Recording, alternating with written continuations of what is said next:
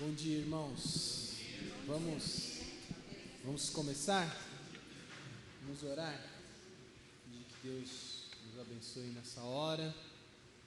Temos um tempo proveitoso de estudo, de reflexão na palavra do Senhor. Vamos orar. Ó Deus bendito, nosso Pai eterno, graças te damos em nome de Jesus por este dia.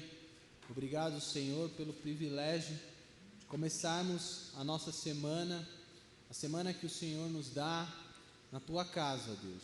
Não havia melhor lugar para estarmos, para começar a nossa semana, senão consagrando o nosso dia ao Senhor, o dia que o Senhor nos dá, o dia do Senhor. E nós queremos pedir nessa hora que o Senhor tenha misericórdia de nós, fale aos nossos corações, ilumine a nossa mente, para que possamos entender a Tua palavra, entender os Teus princípios, as Tuas verdades, amarmos cada vez mais a obra do Senhor Jesus Cristo em nosso favor, em favor do Teu povo, da Tua igreja, reconhecer, ó Deus, o Teu caráter, a Tua bondade, a Tua misericórdia, a Tua justiça, a Tua graça, ó Deus. Obrigado porque desde as primeiras horas da manhã já estamos lendo a Tua palavra, já estamos orando ao Senhor, cantando a Ti, refletindo, ó Deus, nos Teus princípios. E nos abençoa nesta hora, Deus. Nós te pedimos isso em nome de Jesus. Amém. Irmãos, dando sequência então na nossa revista A Bíblia que Jesus usava, Introdução ao Antigo Testamento, hoje na aula de número 4, para falarmos sobre continuidade e descontinuidade. Então, continuidade e descontinuidade entre os testamentos, né? Nós temos falado muito sobre uma visão equivocada até de alguns irmãos na fé, né, que consideram, que fazem uma separação entre o Antigo e o Novo Testamento, muitas vezes tendo uma visão de que a graça de Deus só é manifestada no Novo Testamento e que no Antigo Testamento há só a manifestação da lei de Deus, né? Alguns, e aí que a gente já não poderia classificar até de irmãos, consideram que existe um Deus no Antigo Testamento, caracterizado por justiça, por ira, e que há um Deus de amor descrito no Novo Testamento. E isso a gente já não pode compactuar, porque de fato é uma visão, né, herética, uma visão que demonstra uma heresia, um erro doutrinário muito grave.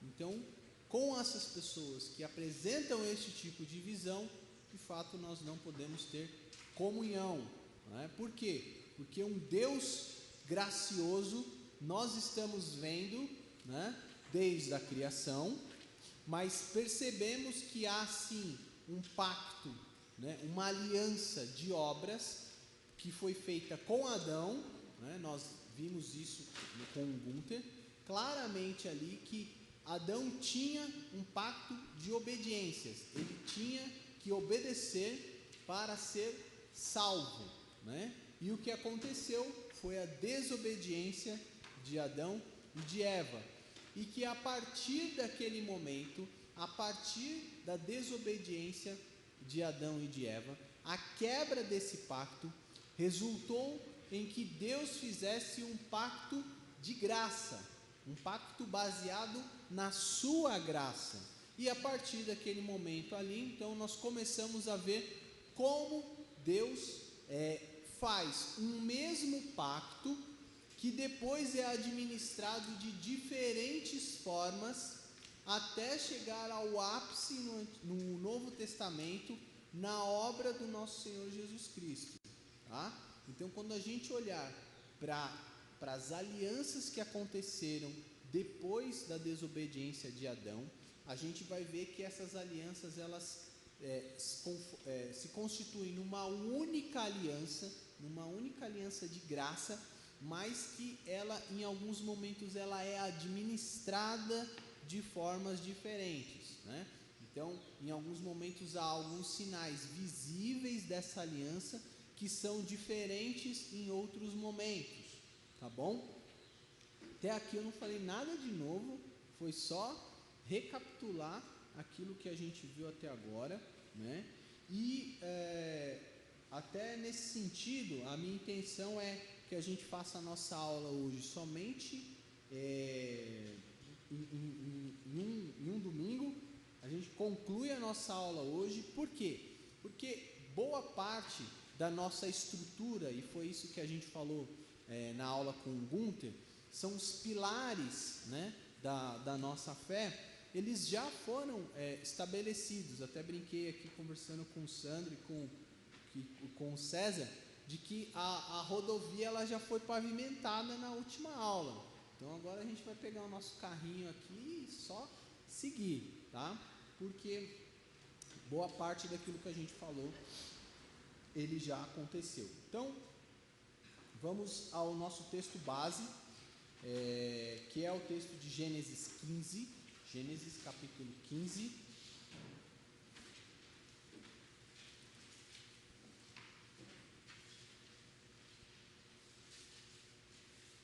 A gente já passou um pouco por esse texto, ou pelo contexto dele, né? Gênesis capítulo 15, do verso 1 até o verso 6.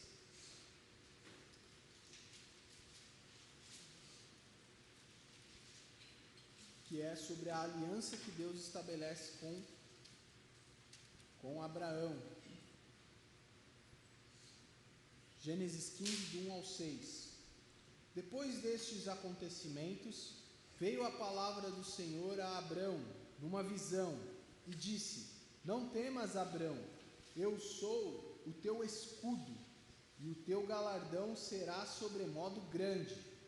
Respondeu Abrão: Senhor Deus, que me haverás de dar, se continuo sem filhos, e o herdeiro da minha casa é o Damasceno Eliezer? Disse mais Abrão: A mim não me concedeste descendência, e um servo nascido na minha casa será o meu herdeiro. A isto respondeu logo o Senhor, dizendo: Não será esse o teu herdeiro, mas aquele que será gerado de ti será o teu herdeiro.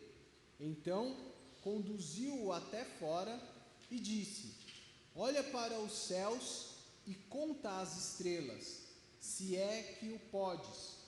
E ele lhe disse: Será assim a tua posteridade. Ele creu no Senhor, e isso lhe foi imputado para a justiça. Bom, a gente já vinha vendo esse texto e o chamado de Abraão, até aqui, Abrão, de como Deus o tira da sua terra e faz uma promessa, né, a Abraão, de como faria dele uma grande nação. E ele chega num determinado momento da sua vida, e é onde a gente está aqui no texto, em que ele está vendo as coisas caminharem e não está vendo o cumprimento da promessa. Diante da fala de Deus para Abraão, é normal e esperado que seres humanos caídos, que estão olhando para as circunstâncias do pecado, eles falem: mas como que vai se cumprir uma promessa? Até agora não aconteceu nada, né? Eu estou caminhando com Deus há tanto tempo e até agora não aconteceu nada. Por que continuar confiando em Deus? Por que continuar crendo na promessa? Irmãos, isso acontece aqui com Abraão, mas isso acontece com a gente. Isso acontece com os cristãos hoje em dia. Nós estamos nas nossas devocionais de sábado falando dos Salmos, e ontem o Gunther falou sobre o Salmo 13. Eu queria que você abrisse lá para a gente dar uma olhadinha nele. rapidamente, não perdendo muito tempo sobre isso, mas para fazer só essa conexão sobre a promessa de Deus e a importância disso. Salmo de número 13.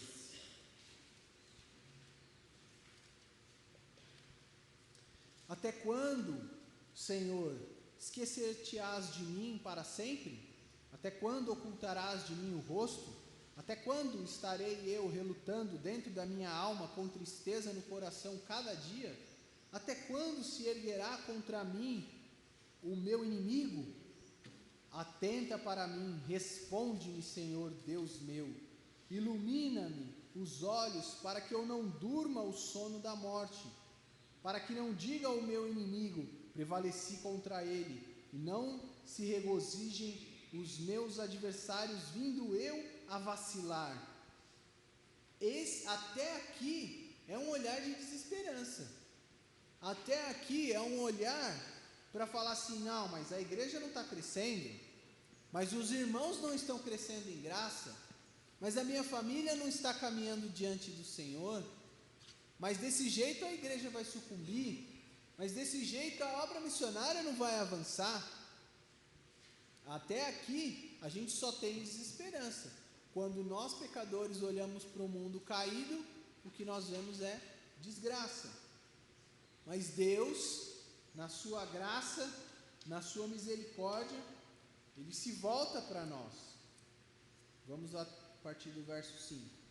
No tocante a mim, confio na tua graça. Regozije-se o meu coração na tua salvação. Cantarei ao Senhor, porquanto me tem feito muito bem. Voltando então para a promessa de Abraão, lá em Gênesis 15, a gente precisa continuar confiando na graça de Deus, mesmo que as circunstâncias ao redor, os problemas, que estejam acontecendo, nos mostrem o contrário. Deus fez uma promessa, Jesus fez uma promessa para a sua igreja, de que as portas do inferno não prevaleceriam contra ela. Então nós, confiados na graça de Deus, é que nós seguimos, confiados de que Deus tem um povo para si, como nós vimos agora na devocional da manhã, passa a Macedônia e nos ajuda, e Paulo vai, não tendo uma sinagoga, não tendo quem talvez tivesse ali a primeira oportunidade para ele vai para um local onde talvez houvessem pessoas religiosas, para tentar uma oportunidade de pregar o evangelho, e Deus abre o coração de Lídia. Então, confiados na graça do nosso Deus que nós seguimos. Olhando para voltando para a nossa introdução, para falar então dessa continuidade e da descontinuidade entre os testamentos, na nossa introdução é dito que o Novo Testamento está escondido está escondido no Antigo Testamento, ao passo que o Antigo Testamento é desvendado no Novo. O que isso significa? O que essa frase de Agostinho, um grande pai da igreja, um grande teólogo, tem para nos ensinar?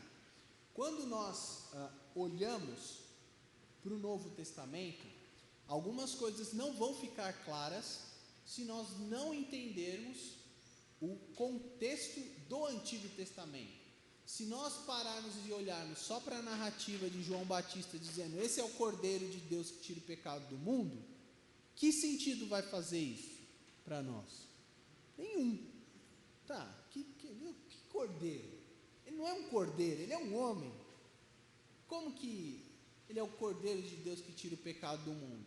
Então eu preciso voltar às minhas referências, lá do Êxodo, para entender como Deus tira um povo, de uma situação de escravidão de 400 anos, como Deus faz uma promessa de vida para aqueles que tiverem o sangue do Cordeiro nas suas casas, como que a morte passa sobre aqueles que têm a marca de sangue do Cordeiro, e como que isso vai ser transposto, né, de várias formas, né, ao longo do Antigo Testamento. Isso vai sendo demonstrado, como que isso vira a promessa de um Messias, vira a promessa de um Cordeiro que vai ser morto, né, que vai ser entregue. E aí, como João Batista diz, esse é o Cordeiro de Deus, que tira o pecado não só do israelita, como foi, né, mas agora para muito mais pessoas, cumprindo aqui a promessa que a gente está vendo feita a Abraão, que de Abraão seria feita uma grande nação.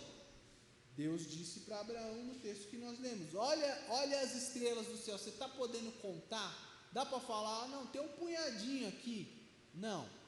Por quê? Porque de ti eu farei uma grande nação. A partir de você, né, a partir do seu exemplo, por isso que o texto nosso termina falando isso, ele creu no Senhor e isso lhe foi imputado para a justiça.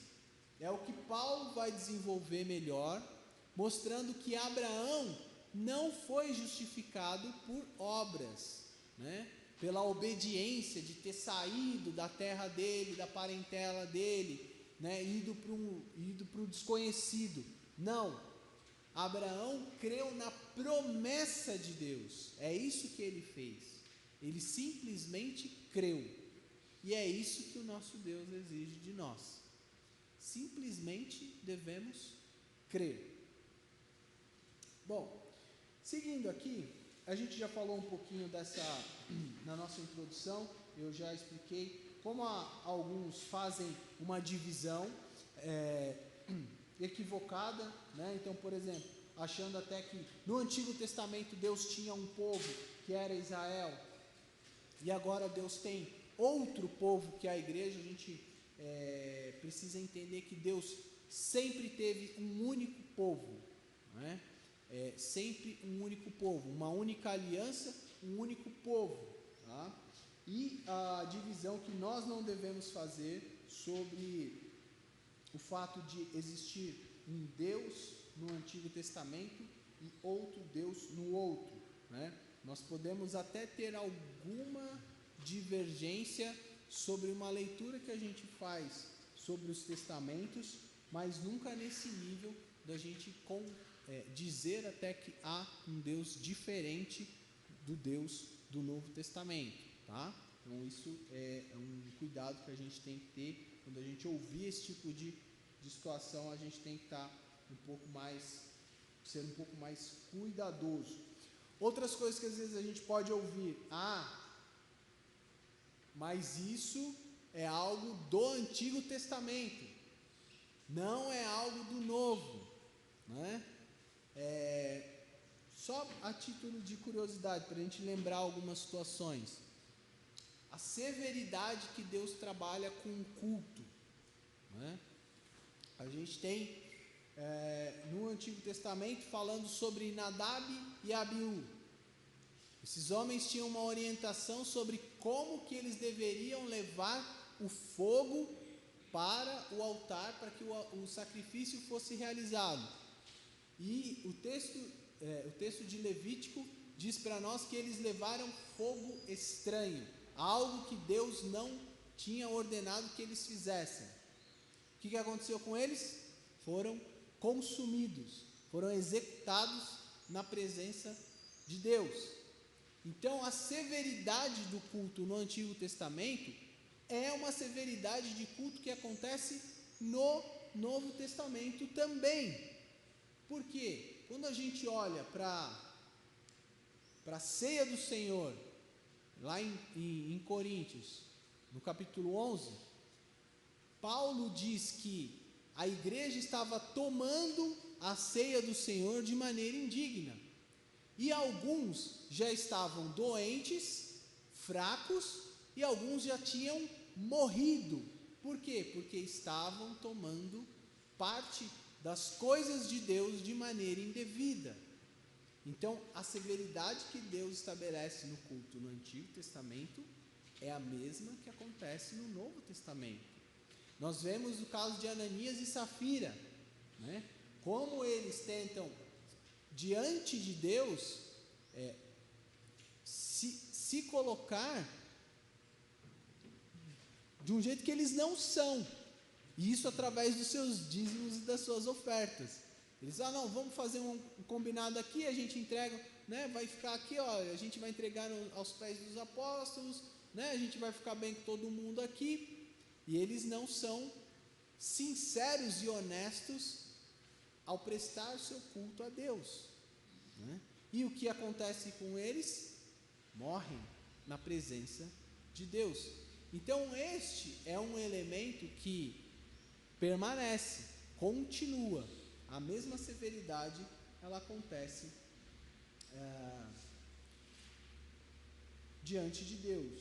O Deus que se revela graciosamente, fazendo um pacto com Abraão, né, é o mesmo Deus que se mostra de maneira severa também, mostrando para nós que como nós devemos caminhar diante do nosso Deus. Seguindo um pouquinho aí, já no final da nossa introdução, virando a nossa página, na lição na página 18, eu queria que a gente separasse aqui esse último parágrafo aí na parte de cima, né? Um dos reformadores da igreja, né, João Calvino, comenta sobre os dois testamentos, e ele fala o seguinte: os dois testamentos são uma substância, diferindo apenas na maneira como ambos são administrados. O pacto de todos os ancestrais de nada difere do nosso em substância e na própria realidade, o qual em última instância é um e o mesmo. Varia-lhes, no entanto, a forma da dispensação. Bom, o Gunther mostrou um pouco disso, como que essa base do pacto de Deus, ela está fundamentada, como que ela é uma base, um alicerce para nós, e de que esse mesmo pacto, ele permanece durante a história, e em alguns momentos ele vai ter algumas ênfases, ele vai ter algumas demonstrações visíveis que variam. Essa a nossa ideia aqui. Um exemplo do que acontece desse mesmo pacto, que é administrado de maneiras diferentes, a gente precisa entender quando Deus chama Abraão. Quando Deus chama Abraão, o sinal que ele recebe desse pacto com Deus é a circuncisão, né? Então, o prepúcio do menino, do homem, do macho, ele deveria ser retirado, e assim este era o sinal da aliança. No Novo Testamento a gente vai ver que esse sinal da aliança ele permanece, mas ele não é mais o mesmo. A aliança é a mesma, o pacto é o mesmo, a intenção é a mesma, mas ele vai receber uma outra cara. Então esse pacto agora, ele não é mais visivelmente demonstrado pela circuncisão, ele é demonstrado pelo batismo, né? Paulo desenvolve melhor essa ideia para nós, principalmente ali em Colossenses, né? Demonstrando como que esse pacto permanece então só administrado de maneira diferente. E o que é mais interessante é que agora ele é um pacto mais inclusivo, porque se no Antigo Testamento a gente tinha a possibilidade só dos homens receberem esse sinal, no Novo Testamento a gente tem essa possibilidade das mulheres receberem esse pacto também. E até a própria forma de você administrar esse pacto acaba sendo mais simples, né? Sim, elas recebiam o pacto, elas recebiam o sinal da aliança por representação, né? Mas agora você tem a possibilidade de que elas recebam diretamente o pacto, né? O sinal do pacto, né? Então, visivelmente, é algo até mais inclusivo para nós, tá?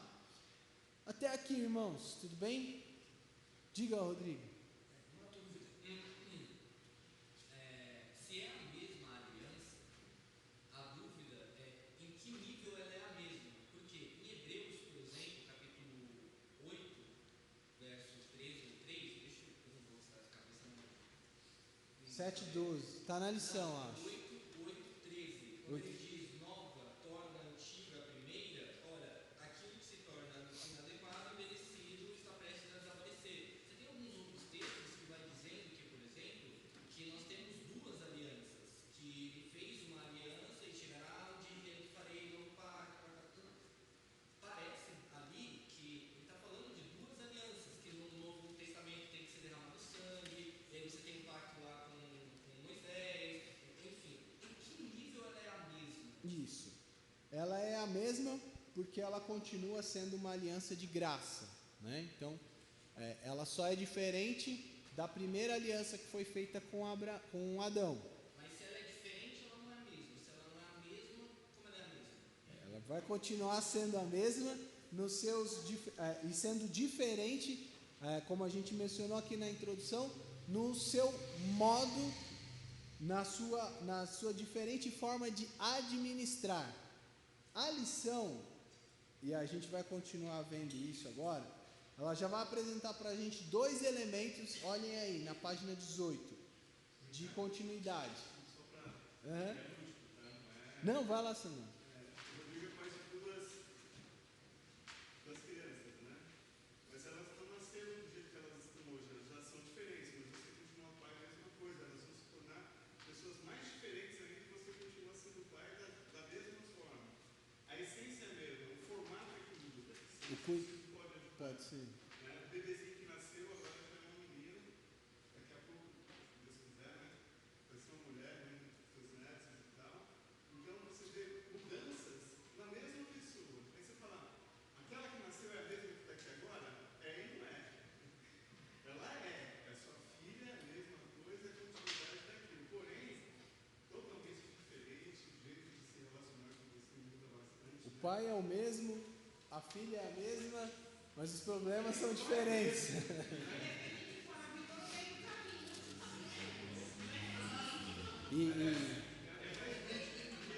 Não, boa. E filho, não quer filho, não quer filho, não sei o que, trabalho dobrado, como é que é? Filho criado, né? Filho criado, trabalho dobrado, né? E olha, eu tô só com uma de 6, já tá dando trabalho, eu fico imaginando quando tiver criado, então. Diga, Rogério.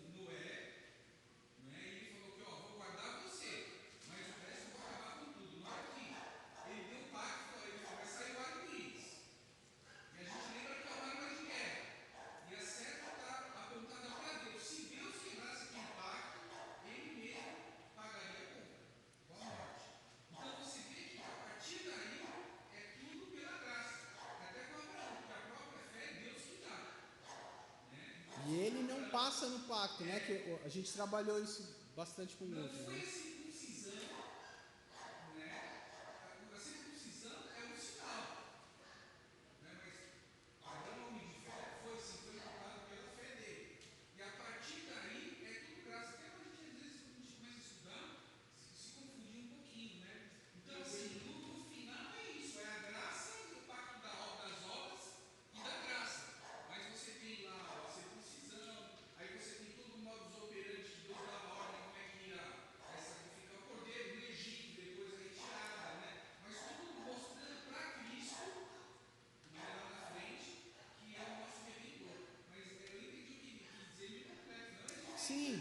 Sim, e até assim, só para aproveitar, que alguns vão exatamente bater nessa tecla para dizer assim, olha, não, quando Jesus diz é uma nova aliança, é nova.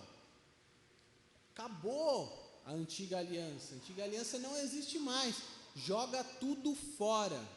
Por quê? Porque agora é uma nova aliança. Mas nem o termo nova ali é uma nova do zero. É uma aliança reformada, é uma aliança retrabalhada, porque a gente vai ver a continuidade de alguns elementos e a gente também vai falar de algumas descontinuidades também.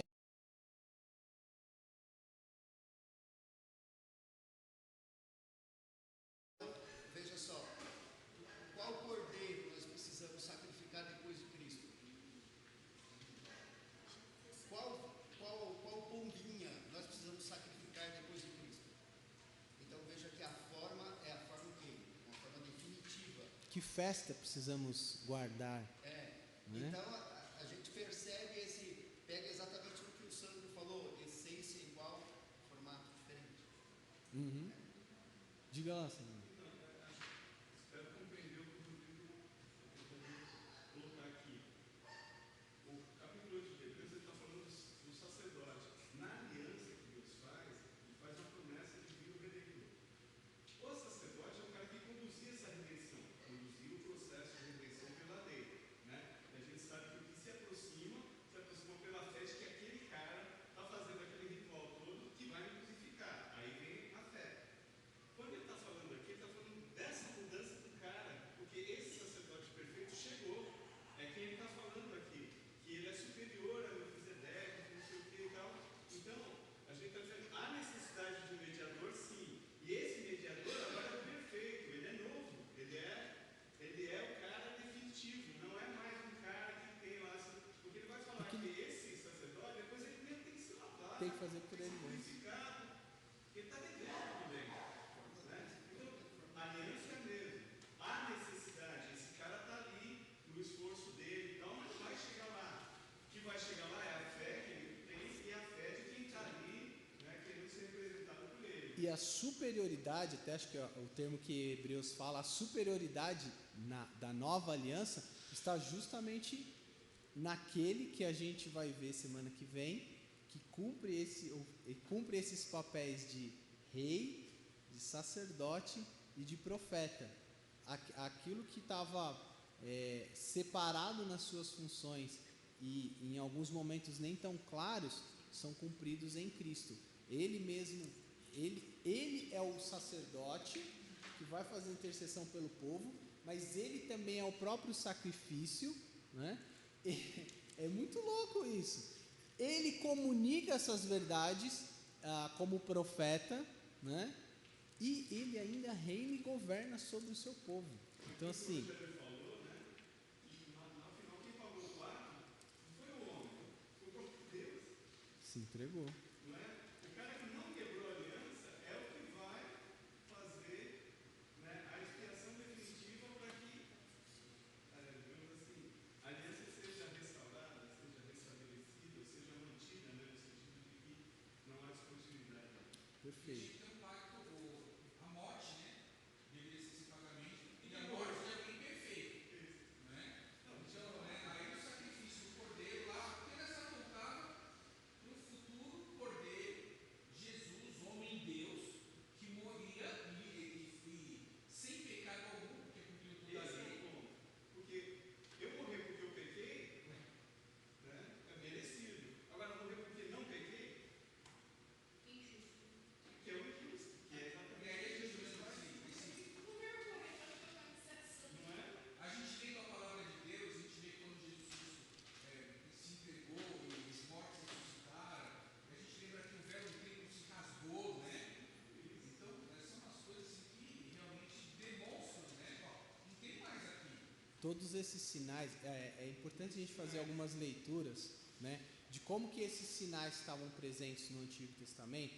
Eles tinham uma importância de cumprir um papel temporário, né, de ensinar uma realidade para o povo, né, E a gente, conforme vai caminhando, conforme vai recebendo mais luz, conforme a gente vai recebendo mais graça, a gente vai entendendo melhor isso, né? Até chegar na plenitude dos tempos, como Paulo diz, onde Cristo vem ao mundo, ele esclarece essas coisas, ele cumpre esses papéis, como a gente vem falando. Mas olha que interessante esse ponto que o Rogério comentou, né? Na morte de Cristo, o que acontece com o véu do templo? A gente tem a explicação, né, de como que o templo era feito para ensinar ao povo a necessidade de santidade, de separação, né, entre Deus e o homem, né, da gente entender que a gente deve ter cuidado para se relacionar com Deus, que a gente não pode chegar de qualquer maneira na presença de Deus, né, e que existe uma separação entre Deus e nós, que é o pecado, né, e nós precisamos de um mediador, ali naquele momento, feito na figura de um sacerdote. Eu não posso chegar lá simplesmente e oferecer o meu sacrifício, eu preciso de um mediador. Aí o Rogério mencionou, na obra, no momento da morte de Cristo, o véu do templo, que lá em Êxodo era explicado como que ele era, uma grossa cortina, né? Não era essas cortininhas de banheiro, véu, cortininha de banheiro que a gente puxa. Não, véu grosso, espesso, as descrições mostram pra gente lá. Poderia ser que alguém, um ser humano, pelos seus próprios esforços, e aí isso sendo até um símbolo da religião humana, ele rasga o véu do templo, mas aí é de baixo para cima. Como que o véu do templo é descrito que se rasga? De cima para baixo. Esse é o movimento da verdadeira religião. É uma religião que vem de Deus para nós.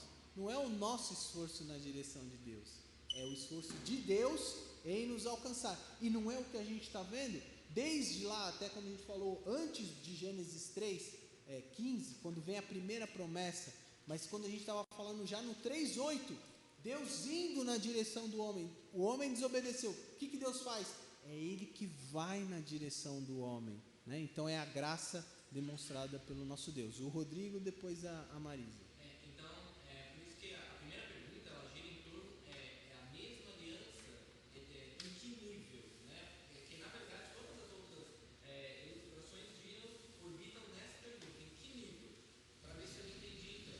A ideia claramente nós temos duas alianças, e achamos de duas alianças, a antiga e a nova, superior e antiga, mas as duas estão numa única aliança, a antiga com uma forma mais didática de apresentar a definitiva. É isso? A gente só pode falar de duas alianças, efetivamente, quando a gente considera a primeira aliança com Adão, uma aliança de obras. Se a gente for falar assim, duas alianças de naturezas distintas, aí só nesse caso, tá? A aliança de Adão, que era por obras. Você tem que obedecer. Se você obedecer, você vai ser salvo. Ele desobedece, tá?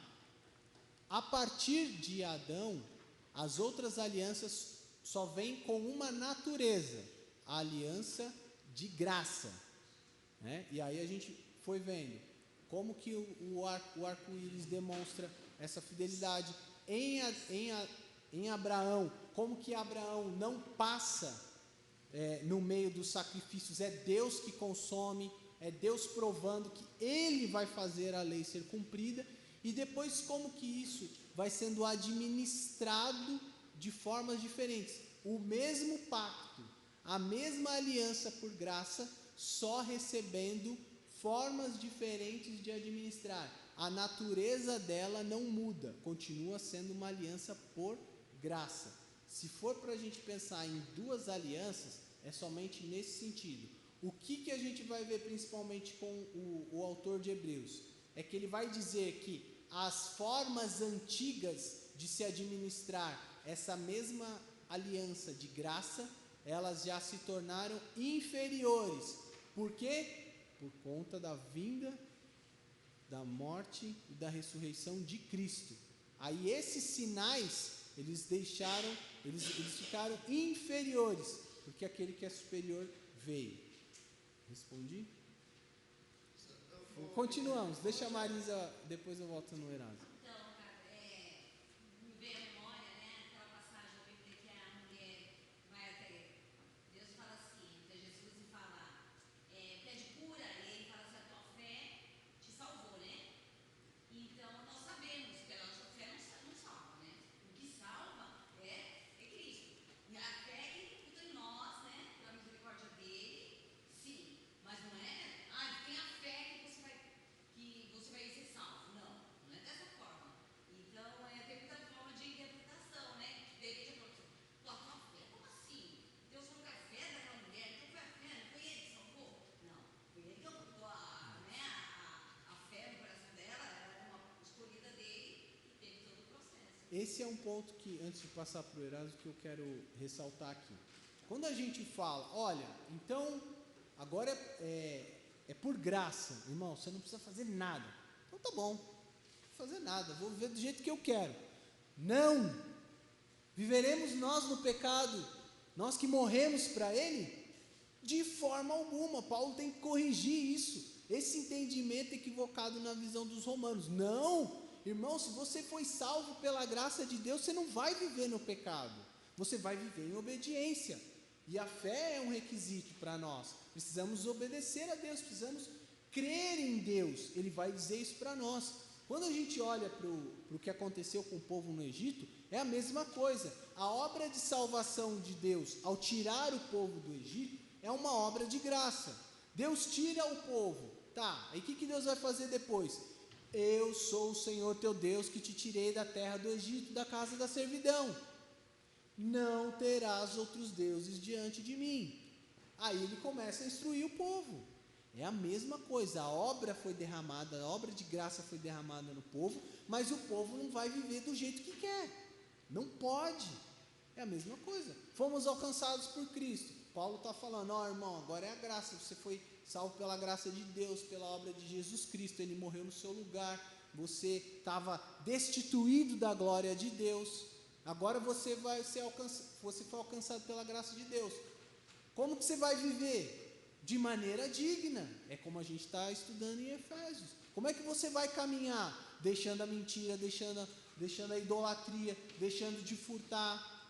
O próprio Jesus fala disso, né?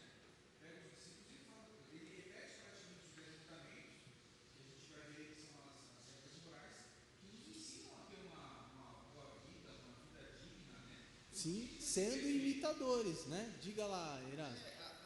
A questão do Rodrigo, eu acho que ele está muito pegando a parte da nova aliança, né? A nova aliança, ela diz respeito ao sacrifício perfeito, que antes não era.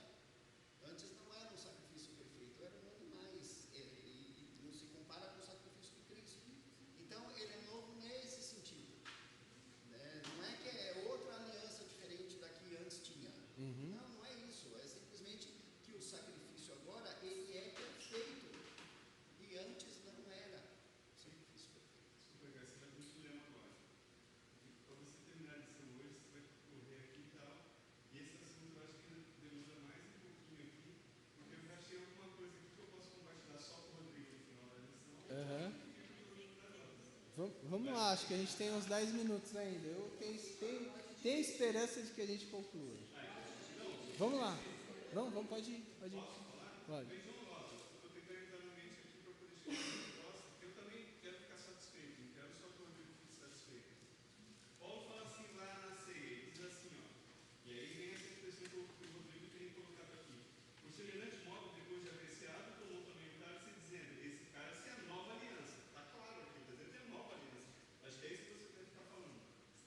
No meu sangue. Fazer isso todas as vezes que o beberes em memória de mim. Você está falando que é uma nova aliança no meu sangue. Então,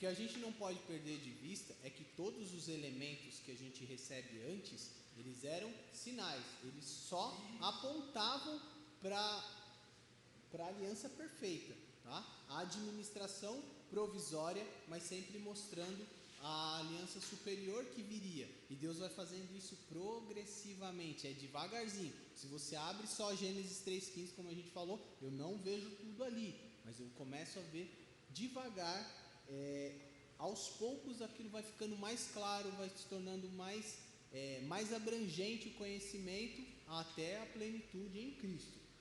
Saindo da aliança, da continuidade soteriológica, que eu acredito que já ficou claro para a gente demonstrar que assim é só uma forma de salvação, o segundo ponto da nossa lição aí na página 19 fala da continuidade ética. Então isso a gente precisa entender também. A base moral do Antigo Testamento é a mesma base moral do Novo Testamento, né? Então os princípios morais, os mesmos valores que estão no Antigo Testamento estão no Novo. Romanos 3:31 está na lição, no final aí da página 19, à sua esquerda, vai dizer, anulamos a lei pela fé? Não, de maneira alguma. Antes confirmamos a lei na sua essência, resumida nos 10 mandamentos. Os princípios morais de Deus, eles permanecem, tanto no Antigo Testamento quanto no Novo, tá? Essa continuação, ela vai permanecer. Este é o mesmo instrumento que Deus usa para fazer com que nós tenhamos uma regra de vida agradável a Deus, tá? Então, o que vai ser descontinuado? Esse aí é o final, caminhando para o final aí. Então, há elementos de descontinuidade em relação à forma como o pacto era demonstrado. Então, esse pacto no tempo da lei não foi administrado como no tempo do Evangelho. Tudo antes prefigurava o Cristo que haveria de vir. Há um único pacto da graça que é administrado de formas distintas em ambos os testamentos. Então, é isso que a gente falou.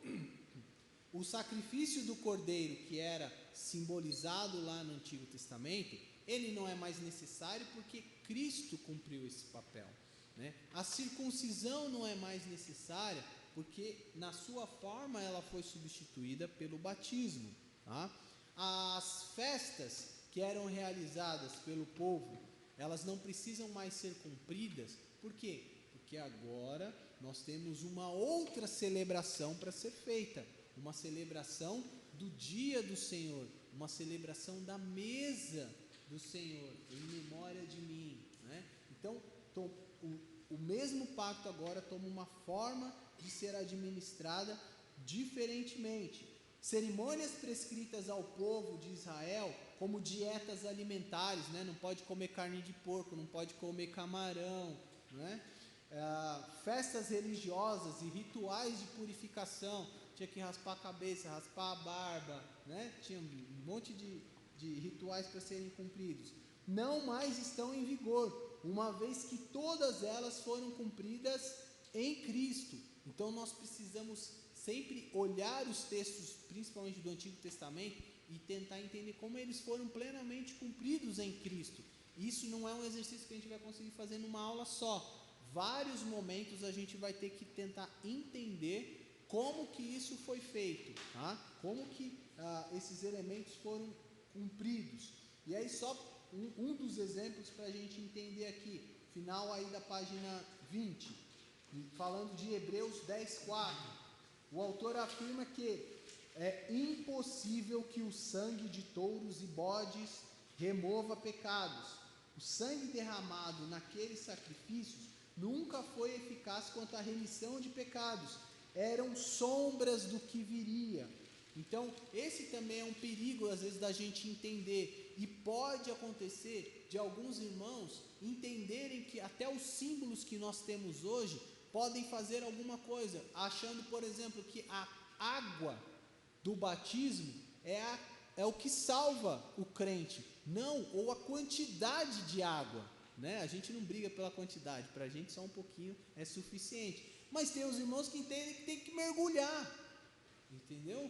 Mas para nós, esse é simplesmente um símbolo exterior do que aconteceu interiormente, tá? Por que a gente não briga pelo tamanho do pedaço de pão? Ou porque o pão não pode ser o pão puma, tem que ser pão caseiro?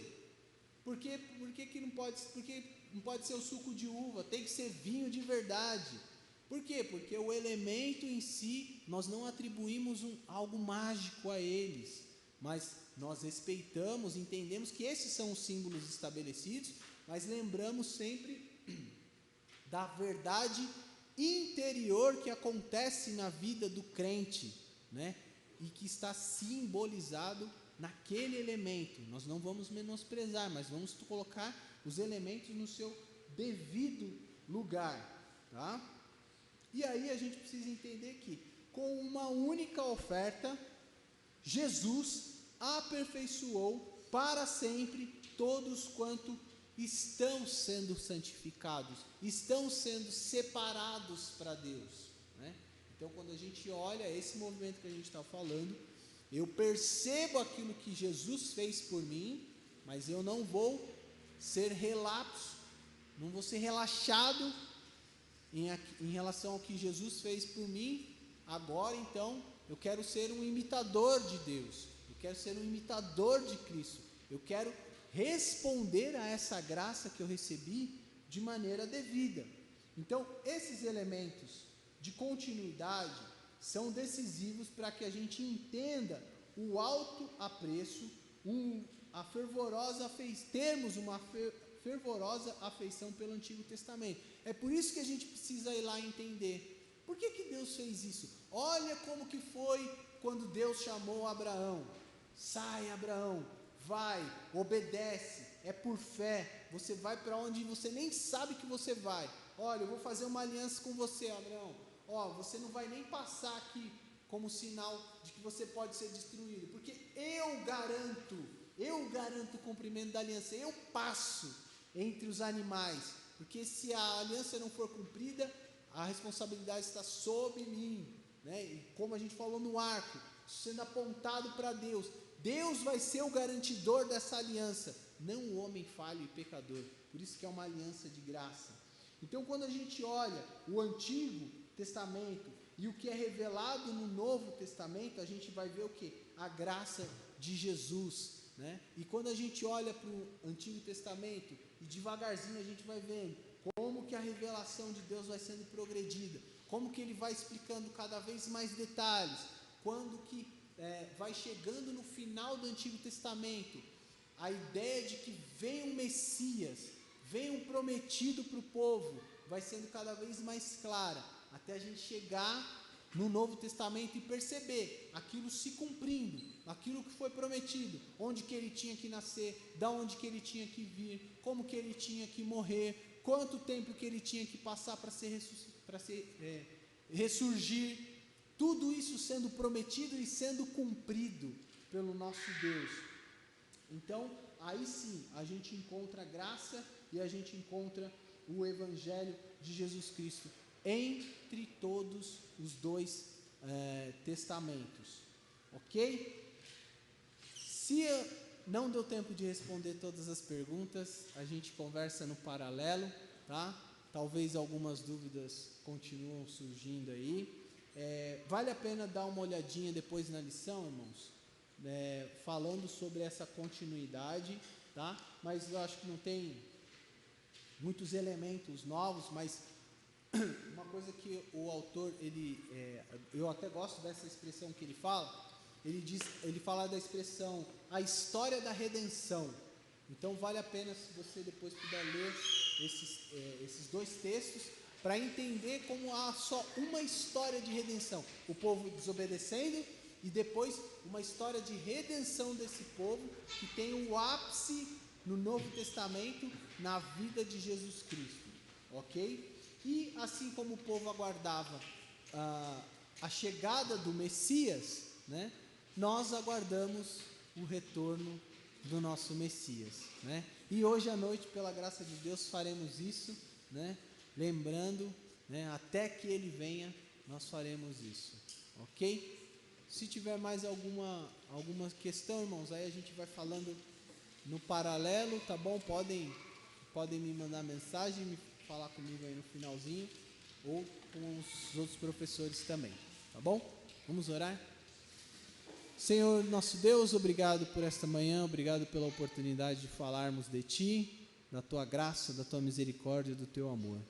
Que aliança maravilhosa o Senhor fez com o seu povo, e apesar das nossas falhas e dos nossos pecados, o Senhor mesmo garantiu a Tua aliança, ó Deus.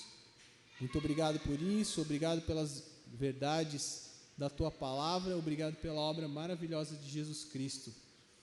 Nós queremos celebrar a Tua obra, Senhor, e que o nosso coração esteja sempre agradecidos pelo que o Senhor fez por nós.